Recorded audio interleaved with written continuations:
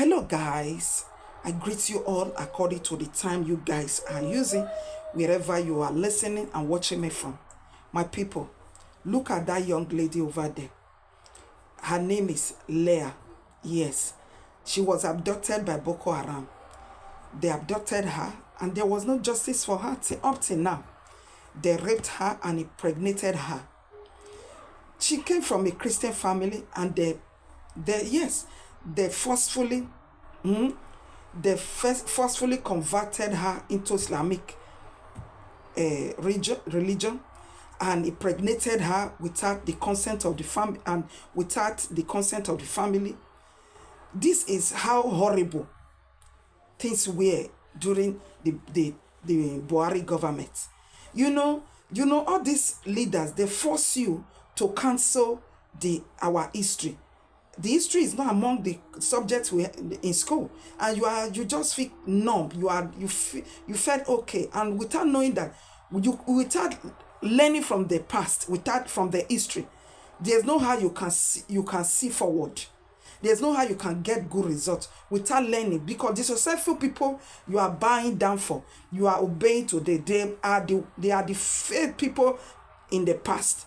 They were the faith people and the people that have made mistake in the past. But they didn't just cancel their mistake and cancel their failure. But no, they analyze it and learn and could be able to learn something out of it, so that it will not repeat itself again. The reason why what we are seeing in Nigeria today is repeating itself is repeating. History is always repeat itself in Nigeria. It always repeats itself in Nigeria. The reason why it continue to repeat itself, because we are not learning from the past. We are not learning from what the past at all. That is why I'm bringing the video from a spokesman of one of the spokesmen of Fulani. So there's one word he made mention of, and I want you to always remember: words are not to be neglected. Words give birth to action. Words more, the problem we have in Nigeria, we don't value words. That is why the leaders, the people we call leaders, whereby they are not true leaders. These people are using words to also manipulate you. They use words to deceive you, and you put them in office, and they will continue to milk you, put you in tight corner, and you are not crying, without knowing that words, right from onset, you are not valuing words. And we are also and we are all created by words, by the words of God, and His word are one. He said He honor His word more than His name. He honor His word. All those Chineke, God Almighty, great mighty, a thunder of the greater than the greatest. He honor His word. People that value, He honor His word more than all those names. He honor His word, and we are the word of God. He created us by His words. So the problem we have, the reason why I'm bringing this video, so that you will listen to Fulani elderly spokesman, so that you will know that the people you are dealing with in Nigeria, they are not just many of them are foreigners. That the Fulani, all these coward, they went to go and invite foreigners to come and wage war with you. You are actually fighting war. So there's a high time you will know that there's a time you need to plan how to create what you can use to defend and protect yourselves and your community. This one is no matter government will protect you. You just be there. You just be there, fold your hands. And you remember, during that one that you are also looking at, that man was also the Christian leader. He was actually beheaded by the Fulani and Boko Haram, all these terrorists. So let us learn to protect and to save ourselves from all this danger. Listen to a Gumi. Live on Channels Television, I'm Seun Okinbaloye. Tonight, our attention is on the security situation in the country, especially the issue of banditry in the northwest region of the country. And tonight, one person that has been very much involved in advocacy and negotiation, if you may call it, has been a popular Islamic cleric, Sheikh Ahmed Gumi. He's our guest tonight on the program. Thank you so much, Sheikh Gumi, for talking to us on Channels Television. It's a pleasure for me to be with you. Thank you indeed. Let's begin the conversation today about the Kagara boys and the students and those, the families that were abducted in the government science school in Kagara. What can you tell us about their location or their whereabouts? Do you have any idea as of now? I cannot say even the people we met in the bush trying to see if we can, which is a common knowledge that we have been going to see the militant headsmen. They don't even know who did it and who actually is responsible for it, despite the fact that they have a lot of control over the militants and bandits as of 2 days ago. So of now, I cannot say exactly if the authorities know where they are. So it's a bit different from the Kankara situation. You seem to be apprised of those who did the abduction in the Kankara situation, but this one, you have no idea of those who are involved. No, we don't have any idea of those who are involved because actually we don't even know these people at all. But you see, whoever wants to meet them, depending on the channel of communication. And I think the media should be trying to get across to go and see them and speak with them as we do as clergy. Then you will get to understand a lot of things which actually are not in the print. We don't know who they are, and the people we met there are the warlords there. And they said it happened just 2 days ago, and the area is so wide, they don't know which group or which splinter group did the kidnapping, but at all costs they are going to get contact with them, and since we're in a peace negotiation with them, definitely they will lower them into releasing them without any ransom. It took about 6 days for the Kankara abductees to be released. Yes. We're running into almost a week now. It's about Monday or Tuesday last week that the situation in Kagara happened. From what you know... No, it happened on Wednesday. On Wednesday? Yes, so yeah, in another 2 days it will be a week. A week, yes. Okay, so it's about 5 days now. It's 5 days, yes. That they've been abducted. If you make a comparison from the knowledge of these abductors that you have, is the Kagara situation more complex? No, it's less complex because it happened in the process of trying to see these warlords and negotiate with them to leave, not negotiate with them, admonish them to leave this kind of way. If you have any grievances, this is not the way you address it. And we have to teach them this, and sometimes when you go there and speak with them, you see that, yes, you really have to give them an excuse, although there is no excuse for any crime. Nothing can justify crime. Crime is a crime, and they are committing crime. But why? I think it's a population that is pushed by circumstances into criminality. And this is what we should look. Let's remove the pressure. Let's remove the things that made them into criminals. Because we have lived thousands of years without any problem with the nomadic herdsmen. Peaceful people, you get your gas get stuck in the road, they come and assist you. So what happened? Something happened that led them to this. So I think listening to them is very important.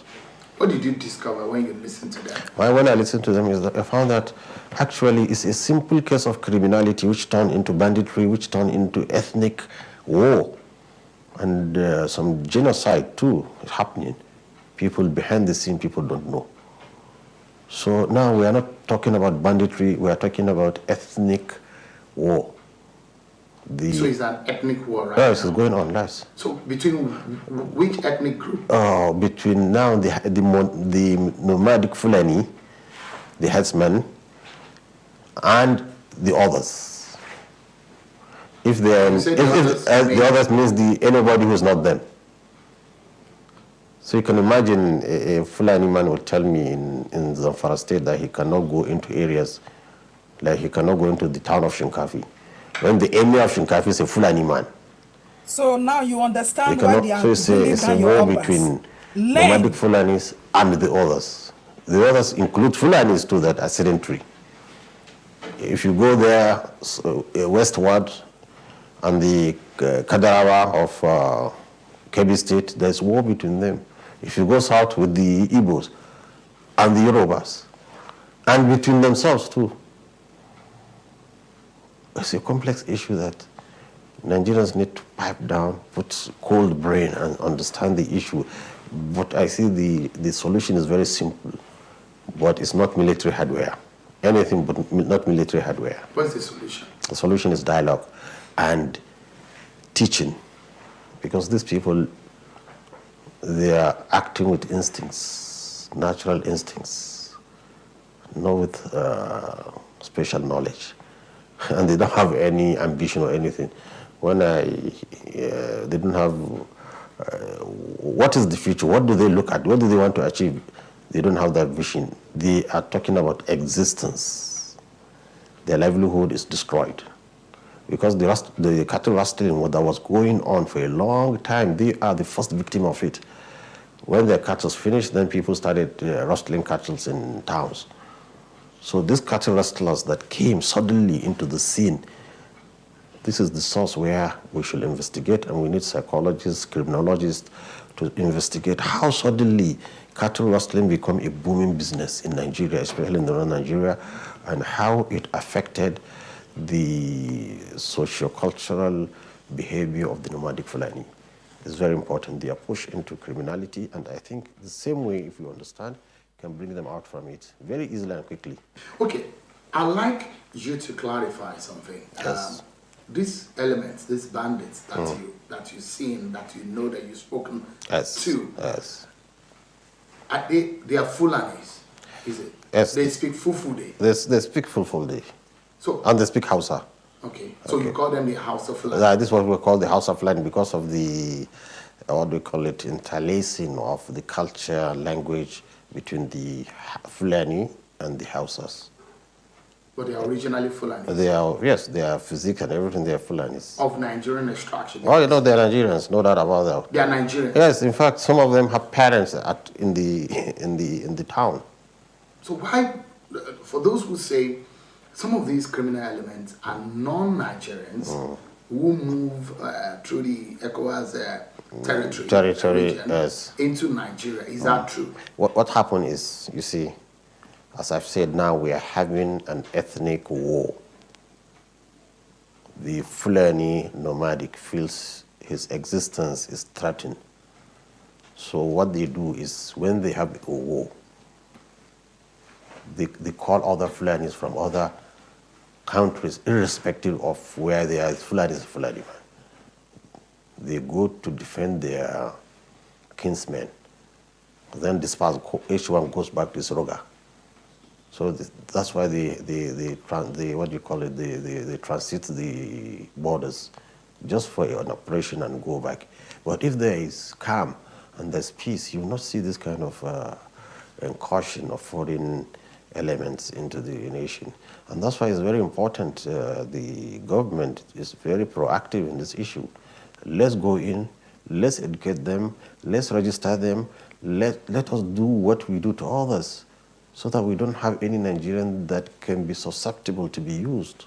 If this money they are making is to take the land, they will be buying islands, they will be buying mansions, they will be buying cars, and this is, no, they are still in the hut.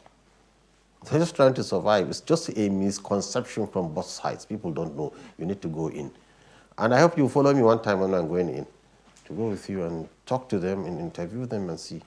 And you see, for every victim you're talking about, victim of kidnapping, you have almost 10 times victims among themselves. They will show us, none of us here is not without a victim of violence, maybe killed by the military or killed or lynched in town. Do you know that their situation, to the extent that any man with this physique, Fulani physique, a slim, light complexion, or even the dark ones, on a motorbike is automatically arrested and incarcerated. The first time I ventured out into Jere area, two Fulani men, we were dropped out of a bus by the police and arrested. So their leader, Arto, they call them Arto, came to me and said, Lucy, when you came here, we called some of our herdsmen to come across, and they were arrested by police. I have to send people to go and bring them out. He said, without your intervention, they would have had to sell their cows to get bail out from police. What's their offense? Profiling. It's just that he's a Fulani herdsman. This is the situation they are facing. So they are really fighting, to them, they are fighting war to exist. Some of your critics say that you are deodorizing evil by doing that. You see, what they see, the Fulani herdsman now, he's seeing evil all surrounded by him. You can imagine when he sees his children, women, everything killed, his animals slaughtered. You see what happened in Oyo. His hut burnt down. Who is burning down his hut? Is somebody coming from a building, somebody coming from a car. He doesn't own a car. He doesn't own a building. He doesn't enjoy anything of the Nigerian cake, national cake. And then you're coming again to the little thing he has to kill his animals, you see? So he's seeing the evil from the other side. So each side is seeing the other side evil. How do we do? It's the clergy now. They have to come in the middle. Muslims and Christians say, look, stop this hostility. Let's iron out. Let's listen to these people. What do they want? It's very important.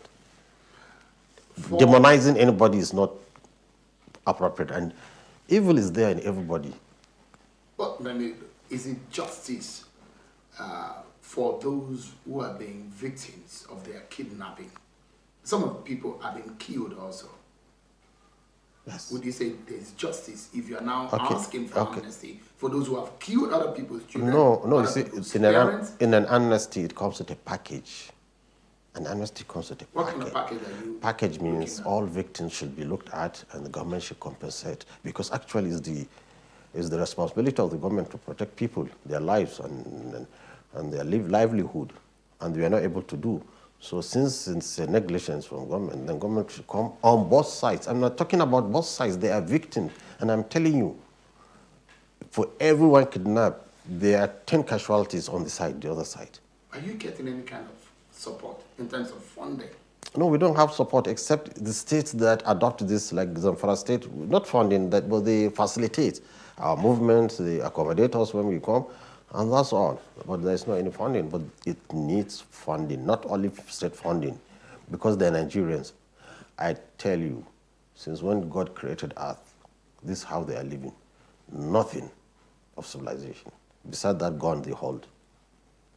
So is it just I saw two little girls. Maybe I should put the clip when you're drinking from the stream, from where animals drink. And these are the kind of people shouting, what do you call it, bandits? No. People need to go and see their life. I mean, I was asking you, who is funding your trip? Because a lot of people will be asking the question, who is sending Sheikh Gumi on this mission? You know, the mission doesn't require much funds. You see, wherever you are, in just a stone thrown to place, you find the Ruga of Fulanis. So it doesn't require much. We just buy some few little books, go to them. But you see, when I travel to a state, then the states give us logistics. You know, they accommodate us in a hotel and assist us with their police to escort us to a reasonable distance. Because there are some bandits, or I call them now militants, that don't allow police to near them. And there are some, they don't care. You can go with the police and they're ready to talk. Why do you choose to call them militant I choose and to not call them bandits? Yes, because now they are fighting an ethnic war. They are kidnapping to get money. You see now, look at the example, the case, the latest case where they released a bus full of people. They were asking 500 million. Now they freed them with mere negotiation. They freed them free. Nothing was paid. Nothing was paid. Even one of the victim's father was calling me, you know, thanking. You can ask the victims. And you brokered this deal? Yes, it's broken. You brokered it? In front of us, he said he's going to talk. He said he knows those who took the bus and he's going to talk with them. But for those who took the boys in the school, they are not sure of them. But he's still going to investigate who they are, and he's going to convince them to release them because there's a peace process going on now. How soon do you think this can happen? Anytime they can be released, anytime, any minute. Since there's a peace process, so they're ready to lay down their arms, stop kidnapping, stop all the things they're doing. And you see, even we call them killer headsmen. How many people did they kill? They only kill, sometimes some of them are on drugs. Some of them are on drugs. So that killing is not killing they want the money. So they're ready and they're comfortable. They can keep somebody as long as they are because they are in the bush, really in the bush. Getting there is very remote. They can keep somebody so they don't have, when they kill it must be accidental. Maybe somebody they took who is sick. But tell me who they have killed. How many? Few. They've killed people. No, they don't kill. If they kill, in the boss, they will kill people there. They want money from the people. They want, what do you call it? They burnt down houses. They've killed people. This is another thing. That is the ethnic war. That's not mandatory. Maybe if a nomadic man went to that village and he was killed or lynched, so they come in a group and ransack the village, not to steal, just to revenge. And this is their mode of defense, instilling fear.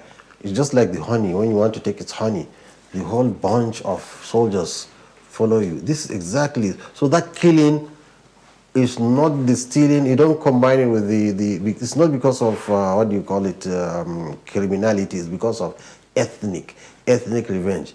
And they don't attack a village except that village did something to one of them. In fact, you see that they will pass many villages and go to the one that they have problem and attack it. So this is the kind of killing, but I've told you it's a revenge.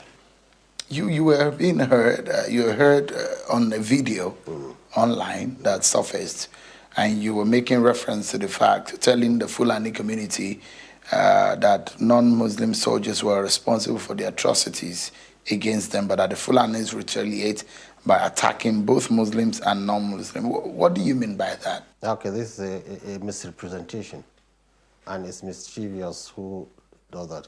You have to listen to them completely. All of them that stood, they said, we are fighting because so is killed. 100 people are killed. 200 people are killed. Our fathers are killed. They didn't give you that portion. They gave you, and it's the military that is doing that. You don't trust the military? No, they are doing that. So I told them a case, which I can give you a clip. You should play it if you play this. A soldier came to me in 2014, 21st June, on a Friday. A soldier from the 1st Division. He said, I've just come to tell you something's happening.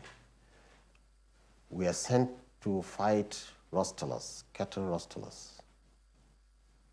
But he mentioned names, officers, that were killing communities of Fulanis.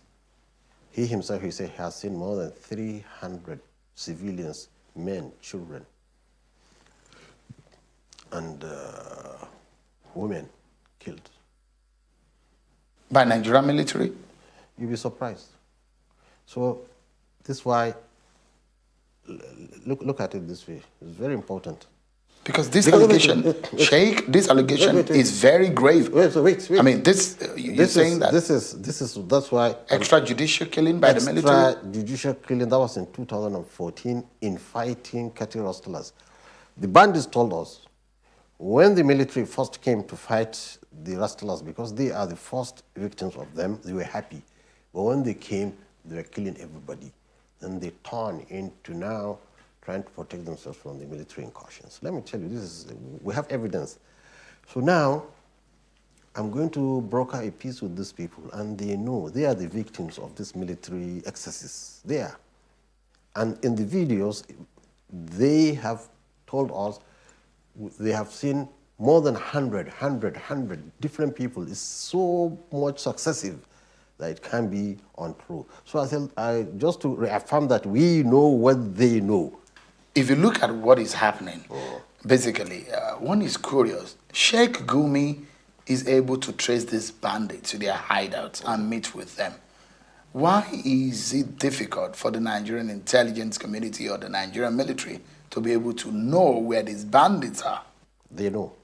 They know? They know where they are. They see them by aerial views. They have intelligence among them. I've met a herdsman. I have met a herdsman who is part of the internal security. They all know. But the problem, I think now the military has learned its lesson.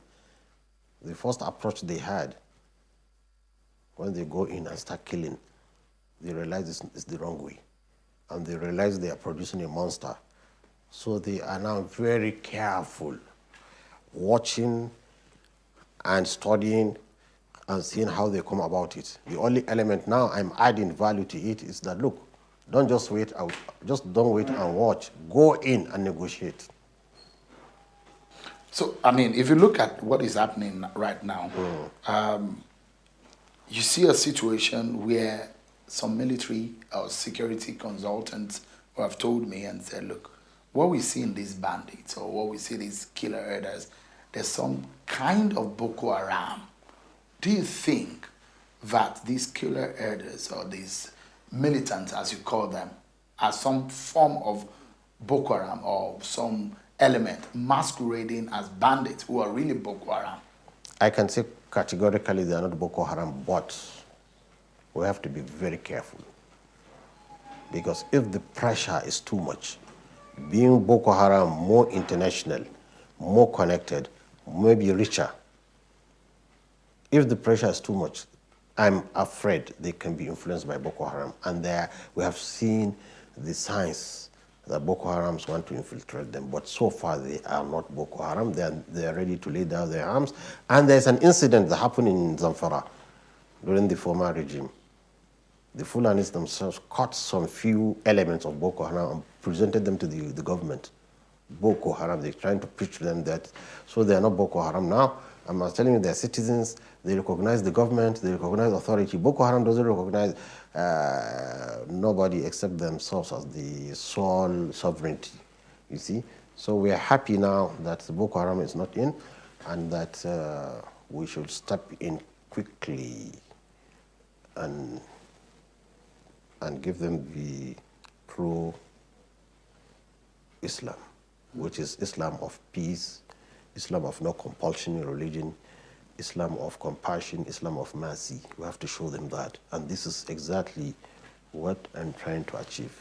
So, but I mean, that's those who criticize your style are saying that because you're not an authority and you're not able to prevail on government to make this happen, and that's why they think that your style and your plan is not viable. In this case, in Zamfara, in Katsina has fallen flat on his face. What capacity do you have to make government comply? Yes, because now we have got Zamfara government on board.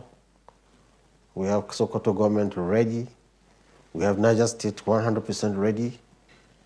So we are convincing both sides and we are getting results. The only remains the federal government. What about Kaduna State? No, in fact, Kaduna State, Rufai is a very intelligent person.